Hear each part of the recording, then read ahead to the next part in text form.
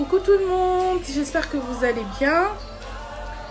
Pour tous ceux qui me connaissent, ils savent que j'ai pas pour habitude de faire des vidéos et de poster sur internet. Ceci est une première, c'est une première, alors voilà, je vais me lancer. Il y a une pensée qui me traverse l'esprit depuis tout à l'heure, que j'aimerais partager avec vous, partager avec mes amis, mes abonnés, mes followers. Alors voilà, je vais me lancer. Vous savez, en tant qu'être humain, nous avons tous des moments que nous traversons parfois, des moments pénibles, si je peux dire, des moments pénibles, des moments de tristesse, comme nous partageons aussi des moments de joie, mais nous avons ce petit moment qui nous fait perdre espoir, ce moment qui nous fait, nous remet tellement en question, et ces moments de remise en question, ces moments où nous disons, mais Dieu, il est où? Est-ce qu'il est là? Est-ce qu'il existe? Est-ce que Alors ça m'a directement conduit vers le psaume 23. Le cantique de David, oui, le cantique de David, le psaume 23. Le cantique de David que la plupart d'entre nous connaît déjà. Alors je vais lire pour tout le monde. J'ai pas mes lunettes, mais je fais un effort. L'Éternel est mon berger, je ne manquerai de rien. Il me fait reposer dans de verts pâturages. Il me dirige près des eaux paisibles. Il me conduit dans les sentiers de la justice à cause de son nom. D'accord, je vais d'abord m'arrêter là. Ok. Ici, dans ce psaume, David commence par dire « L'Éternel est mon berger et je ne manquerai de rien ». J'espère que tout le monde sait c'est quoi être un berger. Un berger, c'est un leader. Un berger, c'est un conducteur. Un berger, c'est une personne qui dirige, qui conduit et c'est le maître. Alors, en ce moment précis, David a reconnu Dieu. En ce moment précis, David s'est lui-même oublié. Il s'est lui-même reconnu incapable et il s'est délibérément laissé entre les mains de Dieu. Il dit, le Seigneur est mon berger, je ne manquerai de rien. Ce qui veut dire, moi, je m'abandonne entre les mains de l'Éternel. Parce que lui, en tant que berger, avec lui, je ne manquerai de rien. Et il continue en disant, il me fait reposer dans de verts pâturages, il me dirige près des eaux paisibles. Il me conduit dans les sentiers de la justice à cause de son nom. Donc, David est en train de nous montrer l'aspect de sa vie où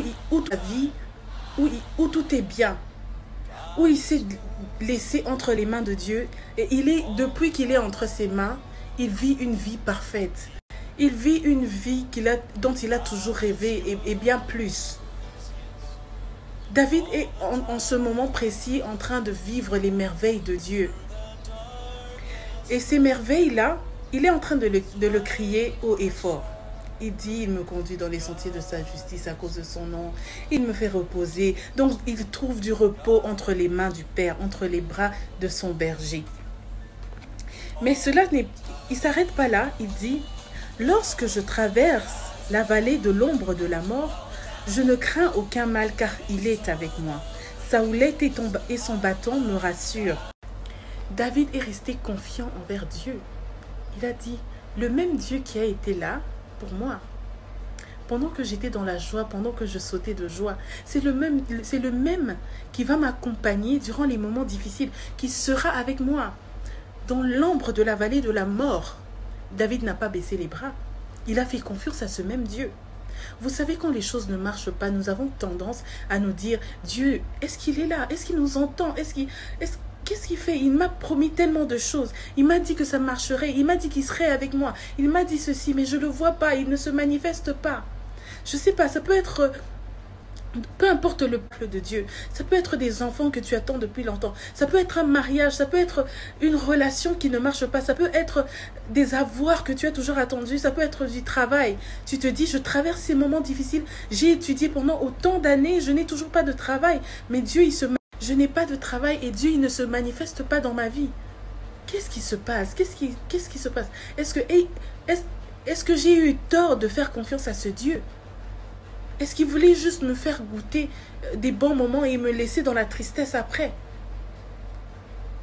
J'aimerais que, comme David, nous puissions nous dire pendant ces moments, lorsque je traverse la vallée de l'ombre de la mort, je ne crains aucun mal car il est avec moi. Car Dieu est avec moi. Sa houlette et son bâton me rassurent. Lorsque vous avez la foi dans vos vies, mon Dieu, la foi, moi j'ai la preuve dans ma vie que la foi peut déplacer les montagnes. C'est pas juste un passage biblique. Lorsque tu as la foi dans ta vie, je peux t'assurer que tu as tout. Tu as tout. David a tout compris de la vie. Il s'est laissé entre les mains de Dieu. Il a dit, l'Éternel est mon berger, je ne manquerai de rien. Même lorsque je traverse des moments difficiles, je fais confiance à ce même Dieu qui m'a conduit près des eaux paisibles. Ce Dieu qui a été avec moi, il m'a donné cette paix de ma vie. C'est à ce même Dieu que je continue à faire confiance. Et David continue en disant, tu dresses devant moi une table. En face de mes adversaires, tu ondeuilles ma tête et ma coupe déborde. Vous voyez, ce même Dieu qui a été avec David, qui l'a conduit, parce qu'il avait la foi, Dieu l'a conduit pendant les moments ténèbres de sa vie, les moments noirs de sa vie. Et il a fini par lui dresser la table, une table en face de ses adversaires. Vous savez, pendant certaines situations, vous êtes humilié. Mais soyez sûr que ce même Dieu qui a laissé qu'on vous humilie, le même Dieu qui vous a laissé être humilié, c'est le même Dieu qui va venir dresser une table pour vous, pas pour les autres, pour vous, en face de vos adversaires. Et il va faire déborder votre coupe comme il l'a fait pour David. Si vous avez la foi. Si vous avez la foi pendant les moments difficiles, vous vous dites, vous n'avez pas été humilié à Kinshasa et Dieu va vous élever aux États-Unis. Non, il va attendre avant que tu n'ailles aux États-Unis, avant que tu ne mettes tes pieds à Mbujimayi, avant que tu ne mettes tes pieds à Kisangani. Il va faire en sorte que tu sois d'abord élevé à Kinshasa. Parce que le même endroit où tu as été humilié, Dieu fait en sorte que ce soit le même endroit. Et j'aime la fin. Oui, le bonheur et la grâce m'accompagneront tous les jours de ma vie et j'habiterai dans la maison de l'Éternel jusqu'à la fin de mes jours. David a fait le choix à cause de l'expérience qu'il a eue avec son Dieu, à cause de l'expérience que David a vue avec son Dieu, à cause du chemin par lequel David est passé avec son Dieu. Il a dit, moi j'habiterai dans la maison de l'Éternel jusqu'à la fin de mes jours. C'est pas magnifique ça? Ça m'a fait pleurer cette histoire. J'ai pleuré de joie. Je me suis dit, pourquoi on ne reste pas fidèle à Dieu même quand nous passons par des moments difficiles? Pourquoi on désespère? Pourquoi on a tendance à aller nous réfugier ailleurs pendant les moments difficiles? Parce que le même Dieu qui nous a défendus autrefois, qui a envoyé l'ange nous visiter autrefois, c'est le même Dieu qui vient encore. C'est le même Dieu qui vient, qui nous fait passer par ces moments pour témoigner sa gloire.